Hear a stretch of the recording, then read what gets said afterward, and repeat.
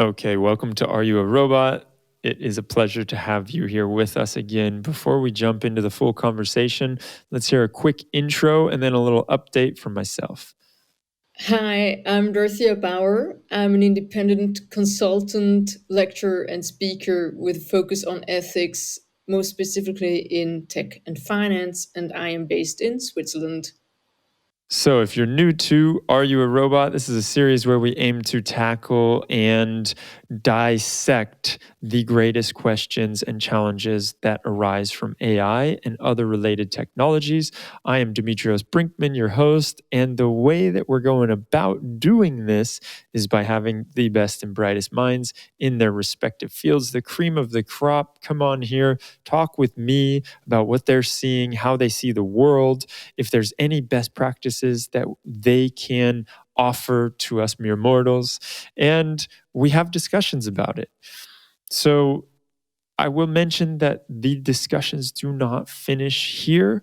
We have a Slack community, and I would encourage you, if you do not have Slack fatigue yet from 1 year in a pandemic, jump into our Slack and introduce yourself. Let us know what you are working on, because it is a great place to foster these conversations and be very transparent about what's going on in the industry. Last but not least, I will mention our sponsor, EthicsGrade. For anyone that has been listening for a while, you know they've been with us from the beginning, and they're an ESG ratings company, which means they measure the non-financial impact that a company has on its environment. And recently, they just released their first cohort of data. So they now have rated over 100 companies on their AI ethics program. You can go through there and see which companies compare to one another, or how companies compare to one another. That means that you can go and check out Alibaba and compare it against Amazon, or you can compare Tesla against Toyota. You can compare Twitter against whoever you want. And I really implore you, go check out their website, ethicsgrade.io, or click the link below and have a play with it. It's really interesting stuff. The analysts over at EthicsGrade have been working hard on this, and they've done a great job. So check it out. Let us know what you think in the comments below. And as always, we would appreciate it if you leave a review in whatever podcast app you listen to us on, if it is possible. And without further ado, let's talk with the guest of honor, Dorothea. Are you a robot?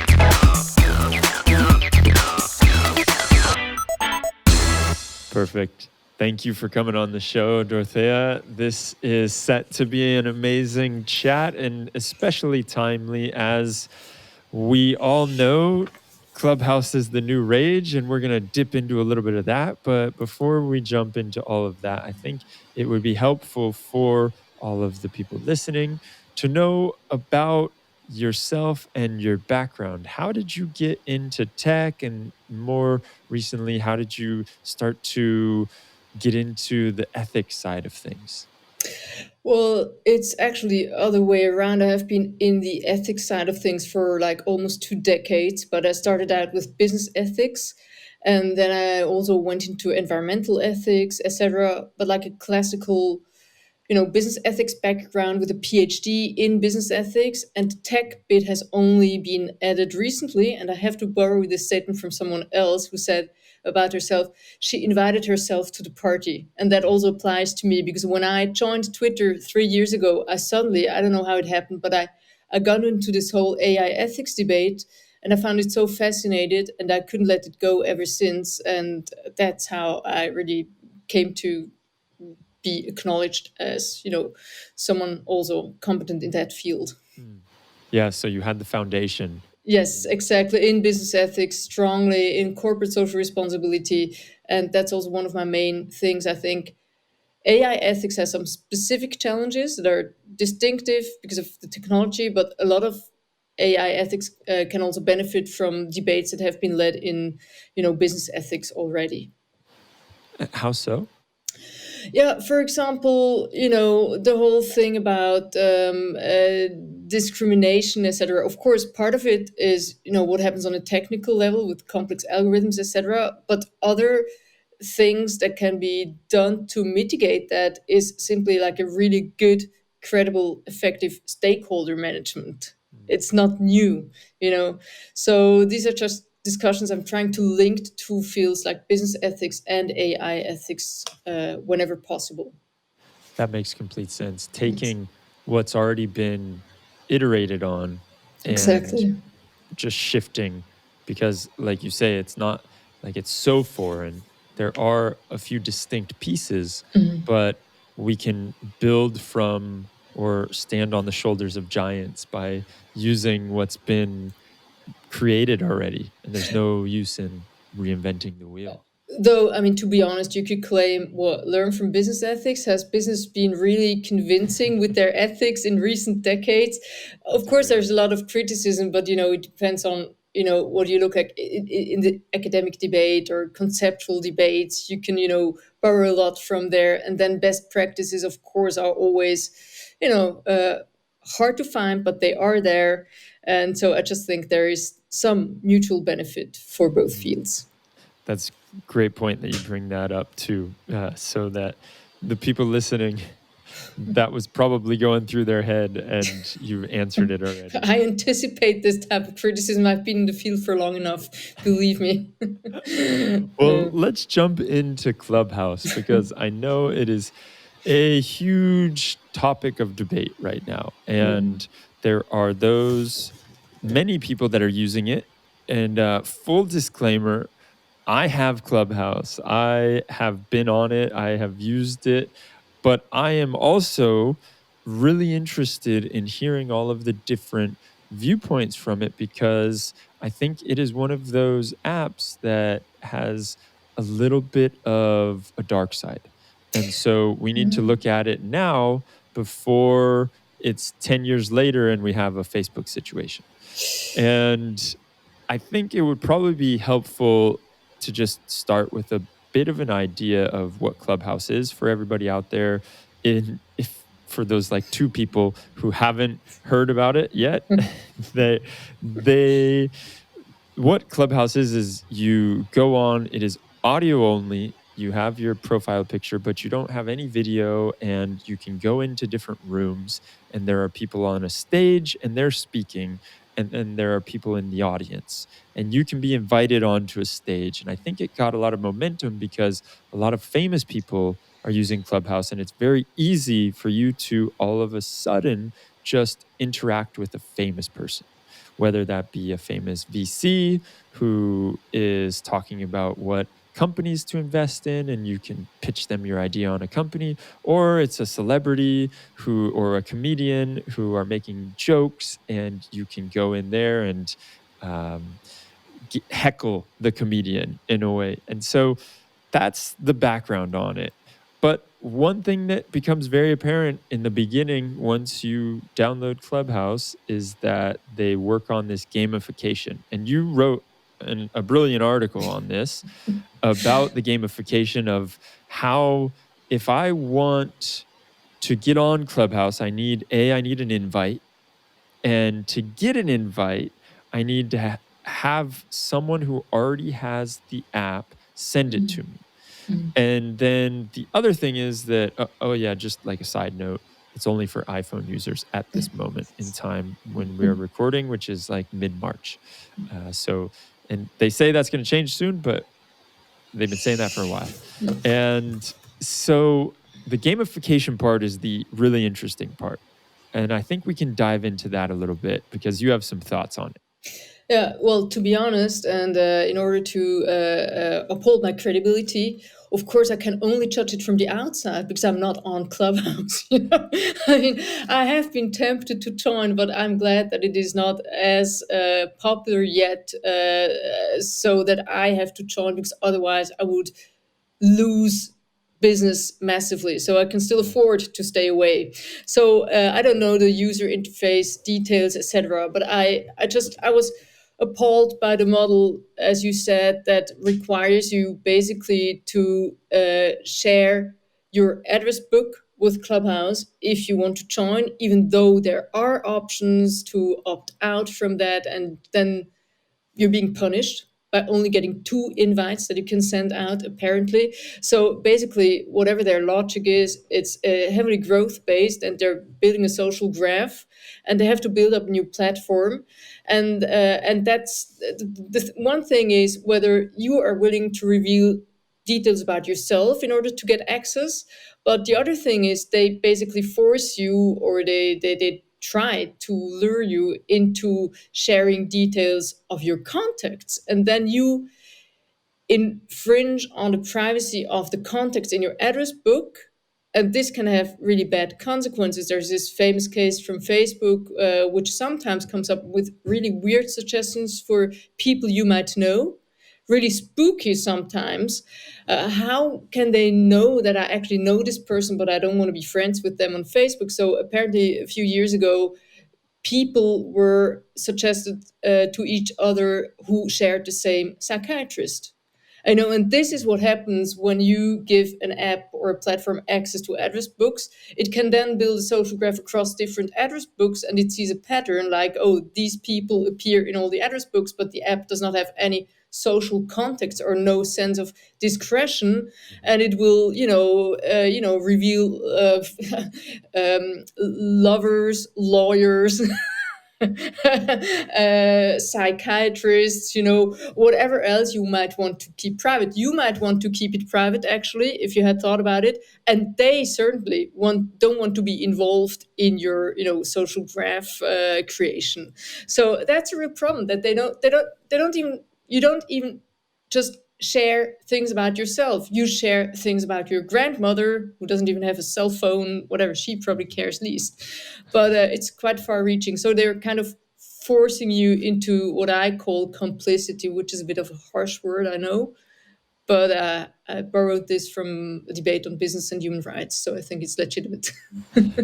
Well, I think it's interesting. I saw an article about it, how, like you said, Clubhouse users were it was giving information about their psychiatrists and their drug dealers.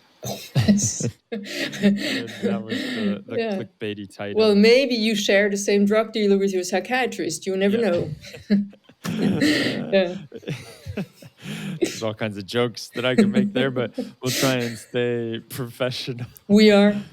Yeah, exactly. So the thing that's interesting here is that it feels like the whole GDRP thing, or GDPR, went out the window with this one. There's not really, but I don't know if they're explicitly breaking any laws within that or not. I mean, I'm not a lawyer, but from what I read is they really might be breaching the GDPR. But then the thing is, I think they just calculate the costs that could arise from a fine for breaking the GDPR into their business model. And that's what makes it so brazen. That's what makes it so audacious. I mean, you just think like, okay, I can afford to go over the speed limit because I have enough money to pay the fine. And so that's really what shocks me most, that they might be doing it on purpose, because apparently there are so many hurdles for you to secure your privacy, including, hurdles for canceling your account where you have to send an email to someone. Can you imagine? Hey, please cancel my account, etc. They make it so difficult for you to get out of it again. They really they don't seem to be willing to make any effort towards privacy preservation. And I really think that for them, the costs that could arise from breaching the GDPR are just part of their business model. That's interesting to think about. I remember in my hometown, there was a hotel that was being put in, and they had to abide by, it was in a forest area, and they couldn't cut down any trees or else they got fined. And they cut down all the trees and they just paid the fine and said whatever, so they could build this big hotel. And it seems a little bit like that. That's the mentality. Hey, we don't care. We'll just pay. And the worst is these are like irreversible not crimes, but irreversible things. Once all the data is out there, you cannot take it back. Once the trees are cut, you cannot grow them back unless it takes it 20 years, whatever. So, there are no consequences. They're not going to lose that data. They can't give it back. They're not going to take the data on a USB stick when they come and search for illegally obtained data. It's not possible. Yeah, and so the other thing that I find interesting about Clubhouse is that everything is by voice and anyone can start a room and say anything that they want, and there's no moderation, which is a bit of an ethical debate in itself. Should we be able to say anything we want and get together and do that? There's a lot of people that think, yeah, but then you have, I read about, and I think they got it under control, but I read about a lot of problems on Clubhouse with white supremacist groups. And so you start to think about, wow, the bad ways that this can manifest itself again is a bit scary. Yeah, it is. Apparently, they record all the chats so they can, in hindsight, monitor them for like really grave violations. But for example, there's a really terrible Swiss right-wing politician who seems to have used the N-word 3 times in a Clubhouse chat. And what does it help if they in hindsight monitor it and say like, oh, by the way, this live chat wasn't correct, it didn't accord to our standards, it was racist, etc. Well, I mean, you can't undo it. It has been said in that moment. Then of course you can also say whatever is being said live in public, cannot be reversed. But still, it's like this hypocrisy. I mean, what do they? Why do they claim to have control over it? They don't have control over it. Moreover, even if they do have some, one day they have some speech recognition that will filter out racist words. Have like a 3-second delay or whatever. It certainly won't apply to Swiss German, which was a terrible dialect. So, I mean, how long until AI will be able to understand all languages? It might work with English. So, I really think it is a problem. But then again, you can always say, it's nothing new. It's we can't control all the conversations we are having. It's more like the immediacy of the scale and impact you have with your conversations. Anyone can join, anyone can speak, and then anyone can hear it. Basically, it used to be much more controlled when it happened, on the street, etc. Only. So that's the difference. Yeah, it's in a way, it's almost like these bad parts of humanity are getting a platform. Yes. And the good parts, Yes. hopefully, also. So, but you get such a, like you were talking about, if you can train an algorithm on the speech recognition, or you can do that, which is another thing that it is a bit worrisome for me, because if they're already doing all of this gamification and trying to not be so honest with our data and who we know and the contacts books, then later everything that we're saying on the platform, and they have our voice for hours on end. Yeah. What they can do with that and how that can be misused is a little bit unnerving. Yeah, it is. But I see your point. Again, it comes down to this. That's not that new. If you really wanted to create a deep fake with my voice, you could go to YouTube also, or you could listen to this podcast. So there is something to be said about, well, we can't blame Clubhouse for all of this. I think there is a little bit of jumping on the bandwagon and saying, hey, Clubhouse is horrible. And then you have the people that really like it and they say it's the most amazing. What I find interesting, and someone brought this up to me, was they said, how can we talk about, like, you see there's different Clubhouse groups, and the hypocrisy of these Clubhouse groups is incredible, because you have a session, or I don't know what they're called exactly, I can't remember, but you have one of these rooms that you go into, and the topic of conversation is inclusion. And it's on Clubhouse, which you need an iPhone for.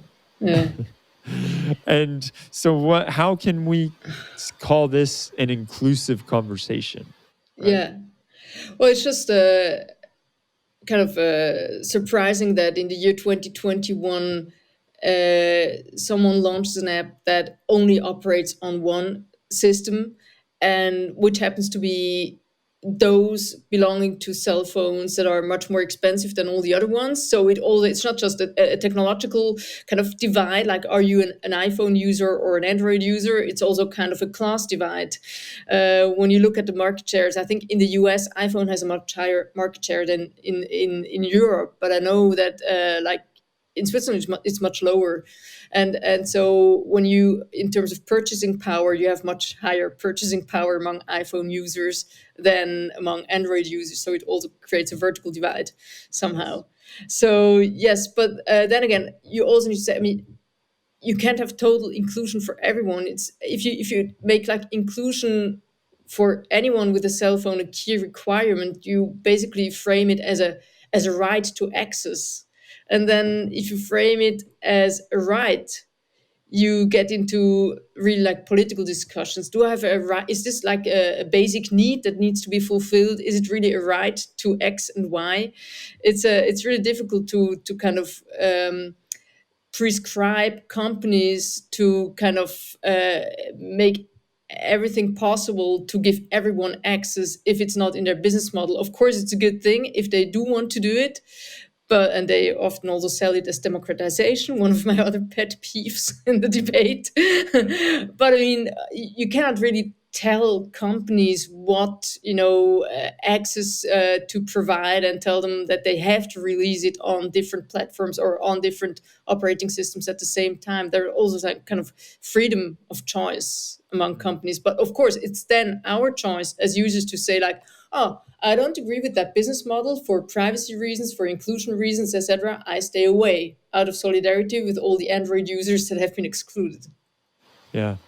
Yeah, exactly. And as someone put when I was talking to them about this, and you make this point completely, is well, it also, I mean, if we're talking about Clubhouse specifically, it also is excluding people with phones in general and Yeah. people with internet connections Yes. and people with who prefer to use this operating system or just that operating system. So it is a much bigger thing than that. And I think actually, if I may, yeah. you give it too much importance if you say like everyone must have access to Clubhouse. You kind of imply that you're totally missing out on a lot if you don't have access. Mm, Whereas if you say, if there is a shop nearby, you don't have access to that shop because you're living far away. It's not that important. You can't have access to everything at all times.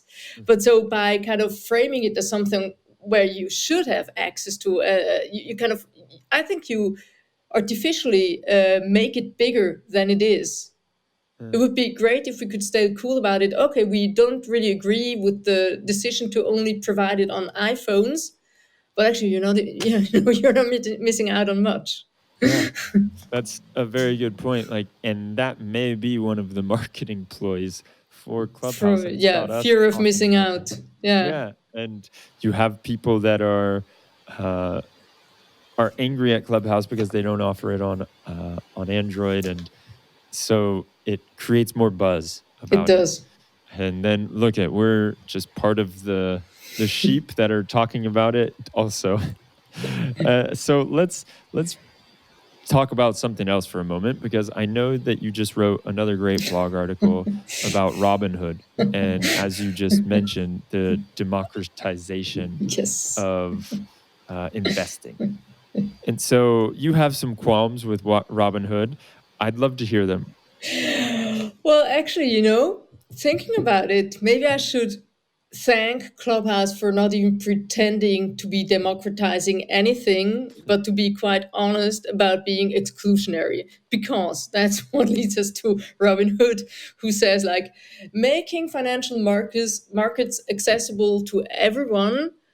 We are democratizing financial markets, which is a relevant point if you look at how many people are excluded from investing, because investments are often only accessible for people with a certain amount of money. And they often have a lot of intermediaries and intransparent fees, etc. So retail investors are often kind of locked out from the stock market, and the stock market is one of the biggest wealth creators. So access to financial markets as investors is an important part of financial inclusion, and it has been acknowledged also by really serious organizations like the UN, etc. But then Robinhood says, well, we are making it accessible for you, and we are so great, we don't charge you any fees. And you think, wow, that's great. So that's the first thing. But then, as always, you need to ask yourself, when there are no fees involved, what I'm actually paying with. If I'm not paying with my credit card or my wallet, I mean, what is it that they take from me? And the answer is always data. So that's one thing that makes me really angry, that Robinhood makes their revenues by selling transaction data, transaction data to hedge funds. So, which hedge funds are quite the opposite of anything you'd want to relate to democracy. And the other thing is that in order to attract you as an investor, they really gamify. You talked about gamification with Clubhouse. I can't really judge that because I'm not on Clubhouse, but what I read about Robinhood is really like those classical gamification elements, like rewards with confetti being sprayed on your display when you make a trade, etc. So they do everything to keep you on their platform, and that's not democracy, because they're notching you, and they're like often benefiting from the fact that a lot of micro investors are not financially literate, and they don't see that doing as many trades as possible won't necessarily make them richer, but will certainly make Robinhood richer, because Robinhood earns money with every transaction users make, because they sell the data about these transactions to hedge funds. So yeah, I have a lot of issues with that model, obviously. Yeah, and I think it's interesting for me to look at real fast. The idea of selling data to financial institutions, it's not new. And there are a lot of companies that are doing it where they're selling data of other companies. And so for me, it seems like there's a big divide of selling data of a company to a financial institution and selling data of a person. Am I correct in assuming that, or are both a bit taboo? Well, I don't know. I'm not really familiar with the data trading with company data, but I mean, I think the problem is, if you sell data about people are more vulnerable than a company. So even on from an ethical point of view, of course you can blackmail a company. We see that with all those cyber attacks, etc. But for us, it can have far-reaching consequences when then our data is being traded around the globe, and then slowly creeps into algorithms that make decisions on all aspects of our lives. I read this report about the US, about the interlocking web of algorithms, where similar algorithms are used in social services, in credit agencies, in tenant questions like housing questions, etc. And so the problem is, if your data, or whatever is being revealed about you, and all the information enters all these algorithms, at the same time you're being treated by these algorithms in different aspects of your life in the same way. And if you're unlucky, you happen to be discriminated by them. So that's a problem with personal data. If it replicates itself, and it then goes into all these different systems that are used to make decisions about your life, you're simultaneously affected, for better or worse, by the same type of decision making, automatic decision making. That's fascinating to think about how this data, a lot of times we can think the data is taken by one party and they can do the most with this data that they got from us. But when you look at the data brokers and you realize, wow, data from over here is being used to train this algorithm, and then that algorithm also, it might have some some ties with another algorithm. And Yeah. really, when like what you just spoke about, these are what I like to call a bit more high risk use cases when you're scoring someone with an algorithm on whether or not they should get a loan. That is potentially life changing for people. And so it's very dangerous if you don't know, you as a person, as the customer who's trying to get this loan, you don't know A, that an algorithm is deciding that you're going to get the loan, and B, where the data came to train that algorithm. Because if it's from all of these other sources that you thought would never be connected to that, then you are mistaken. Yeah. Eh, And it's really bad because also in the US I read, for example, in the justice system, sometimes they have, well, not in justice system, but also with applying for a mortgage. They have mistakes in their databases, and the namesake of yours, another, well, probably Demetrius Brinkman is a pretty safe name to have, or Dorothea Baur, or you call John Smith or whatever. You Yeah. could be easily confused with someone else with the same name, and then their track record, which might be very bad, enters your data. And then once this is interwoven, you don't get to disentangle it. I mean, until you find someone who can tell you, oh, this is what happened. We are going to correct the mistake. How can you do that when this misinformation has already creeped into all different automated decision-making systems that are used to judge you for whatever on, housing, job applications, driving licenses, etc. Exactly. It's like when you get gum in your hair. Yes, You you don't get just, it. it's really hard to get out It after is. that. It is. uh, Yeah, it's not an easy fix, is it? You yeah. are so entangled Yes. because this data, how do they know which one is yours and which one is the others? And of Exactly. course, you're going to say, well, all of the good ones are mine and Yeah. all the bad ones are the others. But Yeah. how do you even go about that, especially if you're Yeah. looking at years and years? It's very scary to think about. And Yeah, and until you find out, you might just notice, oh wow, I seem to be having bad luck. I got yeah, rejected for that mortgage. I didn't get an invitation to that job interview.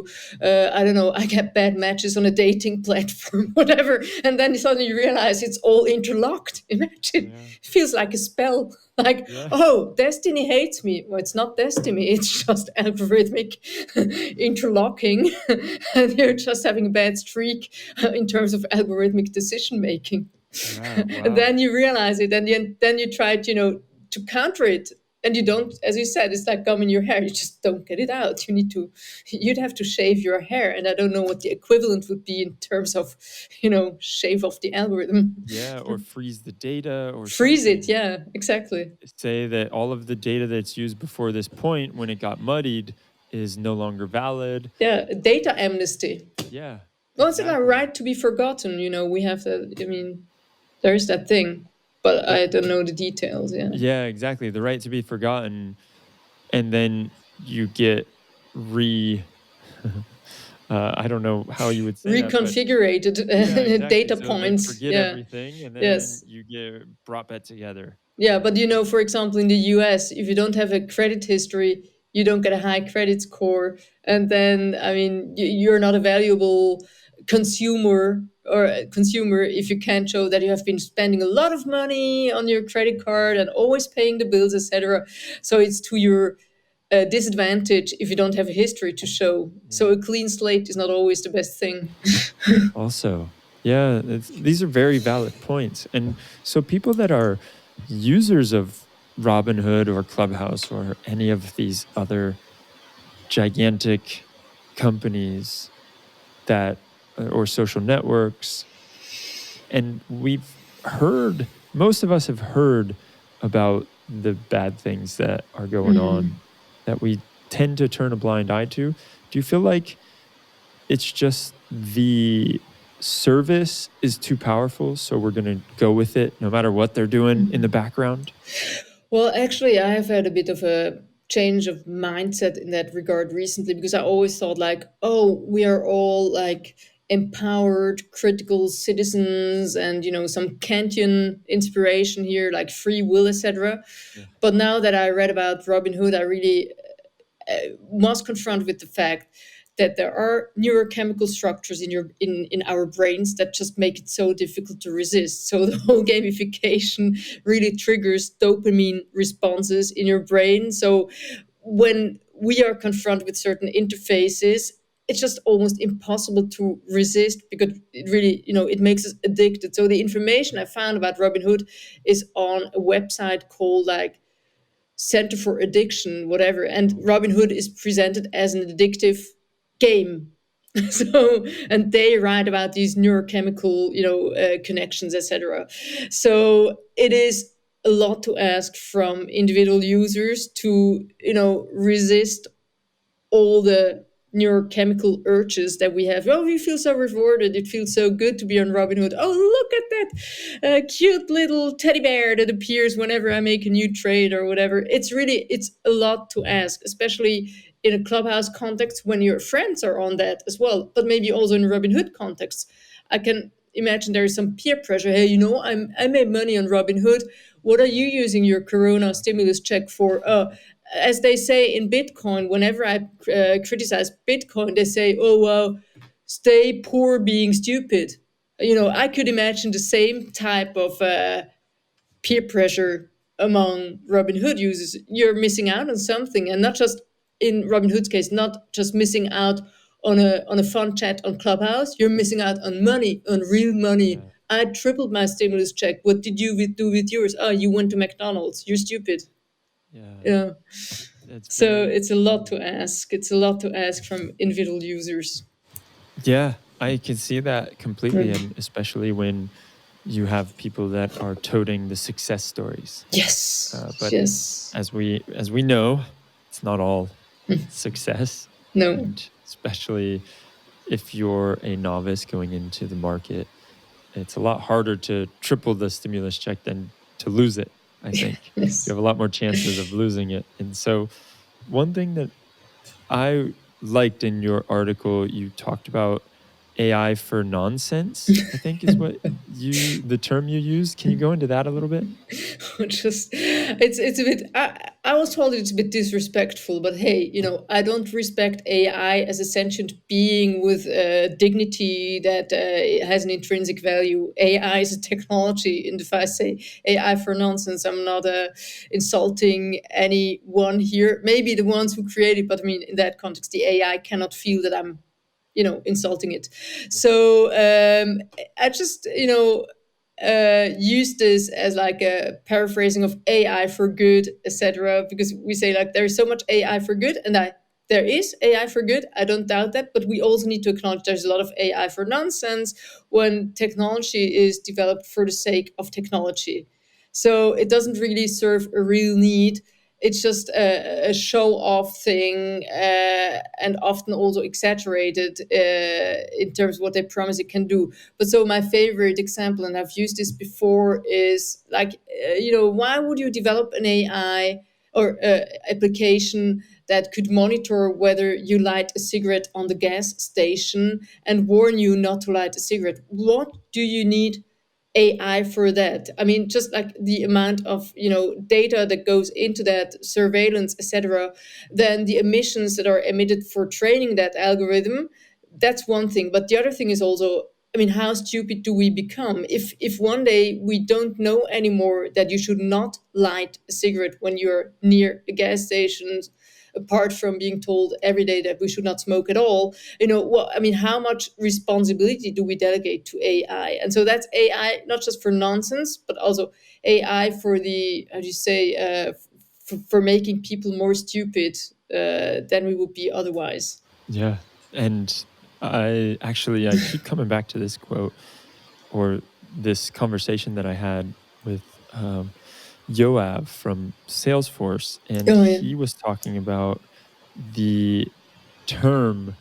I think the exact term that he used was uh, techno chauvinist. Oh yeah. And Mm. have you heard that one? Yes, I Where heard it's that. Yeah. every problem can be solved Oh by yeah. technology. Yeah.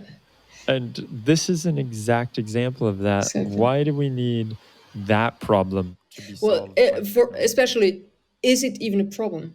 Yeah. Is there a problem? I mean, how many accidents do we have every year with people lighting cigarettes at gas stations? So, A, is it a problem, a real problem? B, does it take AI to resolve that problem?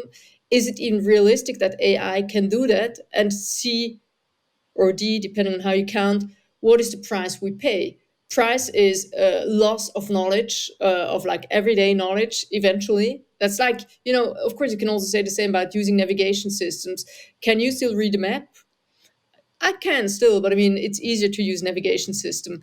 Yeah. And so, but if we kind of have AI crowd out our own skills in every aspect of life, it becomes a bit dangerous. So that's why, yeah, tech solutionism is like the milder version of tech chauvinism. Tech chauvinism is like, wow. But so tech solutionism is like the whole belief that also, climate change, AI will resolve that. There's just been a blog published by Sam Altman from OpenAI. I need to check that, where he kind of makes promises about what AI can do within a few decades, and that it will make a universal basic income possible for everyone, and just like, it will create so much value, etc. We won't have to work anymore, and it doesn't even mention that we have some problems that seem to be pretty irresolvable at the moment, and that's tech solutionism at its best. Yeah. And that is something that I find very interesting. And that point is huge. We're dreaming about the future, in this great future with AI, and it solves our problems. And we can't get simple problems solved Yes, right now. exactly. And so the idea there is pretty strong. And I guess it's the marketing campaign around AI Yeah. and around what we want the future to look like, because now I know that there was uh, I saw something where people, when you ask them to think, is the future going to be better or worse than the past? And most, uh, most of the younger generation think that it's going to be worse. And we're going downhill. And I can't remember where I saw that, so I might just be quoting misinformation and fake news, but I'll try and find the actual stat and place that I found that. But anyway, the point is that we need to focus on things that are here right now that are not going well, rather than look at these things that potentially AI could do in the future and create all of this utopia for us. And I think about your idea again of, okay, we've lost some of our capability, like reading a map. Arguably, who cares? It's in the name of convenience, right? But at some point, you get to this like the when you're in a gas station and something tells you you can't smoke here. Uh, Somebody's going to be making these rules, right? And so the rules, that one is a one that may be valid. You shouldn't smoke in a gas station. Yes, I think we all understand that and we can accept that. But what happens when the rules go a little bit into the gray area and we start to see something that isn't so clear, like when you have fire around gasoline, it's a bad idea. And I'm trying to think of a use case or an example of that, but I feel like there are probably a few ways that this could turn dystopian very quickly. Yeah, I think so. But also try to think of examples. But maybe if then try to apply or create such a rule for dress code, for example, you must not, hide your face. Well, nowadays, in times of the pandemic, it's totally legitimate to hide your face. But like 2 years ago, it was kind of considered rather illegitimate because of safety and terrorism, etc. Well, we could So look at yeah. it the other way around. You must hide your face. Yeah, You now you must wear a must have. mask. Yeah, don't show too much skin, please. We feel Yeah. offended. You're a danger when you show your mouth, Yeah. and around your nose. We don't want to see that. But I was just thinking that, if you have such recognition tools to see like whether someone is dressing appropriately, and you might justify it with safety considerations, that some people might get more often discriminated because their way of walking around doesn't conform to these standards, and then it can very quickly become a discrimination of certain cultural clothing styles, or of like a certain class of people, etc. So it can be very soon it can become a tool of discrimination. But I must say I can't really come up with a really good example at the moment Yeah. for this specific thing. Well, and Yeah. at the end of the day, it's like you're talking about. It is a non-problem that we're trying to use tech to fix, and Exactly. That's more why. specifically AI. Yeah, I also wanted to add, you say like, are we trying to, we're basically trying to distract from real problems. And so we're always talking about facial recognition and say like, oh, this is amazing how faces can be recognized. But do we have a real problem? Is there like a lack of facial recognition? Has it hindered us from anything in the past? What does it what do we gain? And then thinking that we have some real problems where the same technology could be applied and really contribute to an improvement. And that's another of my favorite examples, is like the same type of technology that is used for facial recognition could be used for tomato recognition, such as you can use it to identify which tomato has been affected by I would say pests, Uh-huh. or like by bugs, etc. So in agriculture, you could use that recognition technology to identify like unhealthy tomatoes, and sort them out and prevent the pest from spreading to other tomatoes. And you could resolve a real problem. You could reduce food waste. You could reduce the use of pesticides, because you can then very precisely spray pesticides when you know which tomatoes are infected, etc. And you can make the farmer save money by doing that. So this is like I don't even dare to say it as an ethicist, but it's a triple win case, And instead we are using that technology for recognizing faces where it is always an intrusion into our privacy, where it comes with a lot of potential for discriminations. Tomatoes don't have any right or any feelings about privacy, and they don't have any potential to be discriminated. So let's scan them instead of our faces. That is a huge point, and it reminds me of some of the use cases of facial recognition when you go into stores Yeah. and you get identified. And that to me is it's an abuse of that technology, because like you said, it comes back to this point of what is the problem that you're trying to solve. Are you just using this technology to use it because it's cool and it's new, and hey, we'll figure out if we actually can do anything useful with it later, but let's just implement it? Or is there a real need? Is there a problem to be solved? So I really like that point. And now we're kind of coming to the end, but I think before we finish, I would like to hear your take on ethics washing.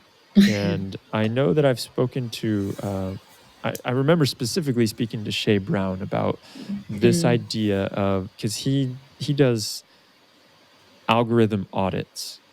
And he said, and I asked him straight up, I said, well, what about the companies that just come to you and they're doing it for marketing purposes? They come to you and they say, hey, yeah, audit our algorithms, and so that they can tout to the rest of the world that, wow, we have, these algorithms, they've been audited by a third party and they're at this standard, or they have this level of excellence. He said that luckily he hasn't had that example or that case yet, but I feel like that is something that is very common, and especially when we look into businesses, and as we move forward and these businesses are using more and more AI, it's going to become more common to ethics wash your AI program. Yeah, but to be honest, you will never have a company approach you and say like, hey, listen, we want to look a bit better on the outside. So this is our motivation. It's the marketing department contacting you and saying, please help us look good. So no company that is, even if they are on purpose ethics washing, will tell you about their agenda. They will frame it differently. And B, in terms of using audits as a tools for ethics washing, that's difficult. If it's a real third-party independent audit, it's the wrong tool for ethics washing. If you want to do ethics washing with your algorithms, you have them assessed by any consultant. I mean, I'm a consultant myself, but of course, without any independent certification and no officially acknowledged scheme, where where it's a totally different structure. So I think, like, if you're in the business of doing third-party audits for algorithms, the chances that you contribute to ethics washing are lower than if you're doing anything else. It's like, if you set up an auditing system for algorithms that's comparable to financial audit, no one would say, like, oh, financial auditors are helping companies to finance wash, or to to wash their financial numbers. I mean, of course, there is also criticism about financial auditing, and a lot has been learned from the Enron Anderson Consulting, Arthur Anderson scandal. Sorry, Arthur Anderson it was. But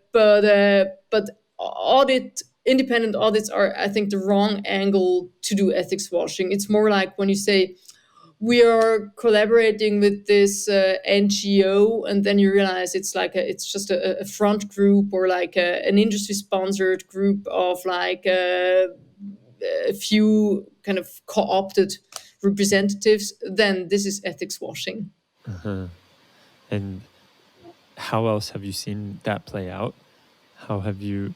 Because I feel like that is a very common theme that we'll see a company showing in their marketing that they're helping X amount of people with every whatever that you buy, item you purchase of a product, 10% goes to this NGO. But this is really, that's why I say, like, AI ethics, or like the whole debate about ethics of tech companies, can learn also from other business ethics debate. This, like, ethics washing by distracting from problems in your core business, by saying, for every yogurt you buy, 10 cents go to breast cancer awareness. And you think, well, what does that yogurt have to do with breast cancer awareness raising? Maybe they're having another issue with their yogurt production, and then you find out, they're having a bad animal treatment in their farming supply chain, etc. And they try to distract. So that's old style, rather stupid ethics washing. I mean, you can be more smart. You can be smarter with ethics washing when you at least try to link what you're doing in terms of ethics to your core business, and then still try to make it look better than it actually is. For example, as I said, you work with an NGO that is not a real representative of critical civil society group, but that's more like a front group, industry sponsored. Or, as one of the criticisms also, when you set up an ethics board, like, who is on that board? Are critical voices included, or is it just people who kind of do it to improve your reputation, and who will always say yes to everything you do? So that's more advanced kind of ethics washing than the, let's give donations to Africa so no one will take a close look what we're actually doing in our core business. That's old style. Interesting. And do you feel like there are any other ways that companies can avoid being accused of ethics washing? Like, how can you do it the right way, and how can you do it the wrong way? Well, as I said, the wrong way is when you try to distract from your products and your services. I think anything you do in terms of ethics has to address your core business. I'm not saying that philanthropy is illegitimate. It's still nice if corporations also donate money to other causes. But the first thing is, like, link ethics to how you earn money. And that already kind of allows stakeholders to take a look at what core business looks like, and then within that, how you can do it is by transparent reporting, by getting external assurance for your, like, as you do with sustainability reporting, there are now clear standards for sustainability reporting that, of course, they still leave room for some, not cheating, but for some, I say, cosmetic surgery with your emissions, etc. But it is evolving, and so transparent reporting with external assurance, stakeholder dialogues, etc. And then, of course, depending on the product you're producing or the services you're providing, you also need to have specific measures on a product or service level. As I said, auditing of algorithms, etc., is very specific then to the tech industry, for example. And how, well, I think I said how not to do it. Don't try to distract, and just Do you feel like there's yeah. a point in time when a company should shift to focusing on that, or should it be started from the beginning? Because it seems like it may be a bit more expensive or resource intensive to start. Well, ideally, it is kind of, as companies like to say, it's in our DNA. It's ethics is in our DNA, sustainability is in our DNA. Ideally, this is the case, and it's much easier if you integrate it from the start, and if you have some founders with a really, good vision, or like strong convictions on those matters that build their business model aligned with ethics. Then, if you, and I think that's partially what happens in the tech industry. You have these tech giants who have not paid any attention to ethical issues, and then suddenly they're overwhelmed by a flood of scandals, and they don't have any awareness and no corporate culture for dealing with these issues. And then to unwire or disentangle that when the culture is already as toxic as it is, or as agnostic to ethics as it has become over decades, that's so much harder. And I think, again, we saw that a bit in the financial industry after the financial crisis, where there was a lot of talk about the toxic culture of banks, etc., and the wrong incentives. And I think the tech industry is going through a similar period now, How so? actually. Because no, the whole discussion now, the focus is on what are they actually doing in those tech companies? How are people being treated? How do they deal with whistleblowers? Who is being promoted? Who makes the rules, etc. When we had the financial crisis, there was also a lot of talk, and also already before, as I said, around like 20 years ago with the Enron, and then the subsequent auditing, or like auditor crisis. There was also a closer look at, is this a case of a bad apple or a bad barrel? Is it always just one person that's like making bad things, or is it a really bad system? And I think now the tech industry is being confronted with that question. That's probably a bad barrel. It has been built on the wrong foundations, like the whole move fast and break things, has brought them to where they are today, but it's also responsible for where they are today in terms of ethics scandals, etc. And I think that discussion, bad barrel, bad apple, is it inherent in their corporate culture and their business model, or is it just, a case of distinctive individuals? That's being, or should be, led now with regard to the tech industry. So I've got one last question for you, because time is running out. I would like to know, are you a robot? Yeah, my name is Dorobot. I am. Brilliant. A deep fake Dorobot, I am. You argue quite nicely for the side of the humans, though. So I appreciate the time that you've taken to sit down with me and talk about this. I also appreciate you being a community member in our Slack, and it is great to have your opinion, your voice in there. And for everyone else that is not in our Slack, I encourage you to join us, because there are incredible conversations that are happening like this one. We can continue this conversation. If you have anything that you did not like or that you liked that we said in here, jump in Slack and reach out to us, or just put it in a channel, and we will have the conversation around it, because these things need to happen. I think that's very clear. We need to be talking about this more in a way that is an open and transparent discussion. So that is all for today. thank you again, Dorothea. I really appreciate it, and we will see you in Slack. Okay, thanks for having me. Thanks a lot. Cheers.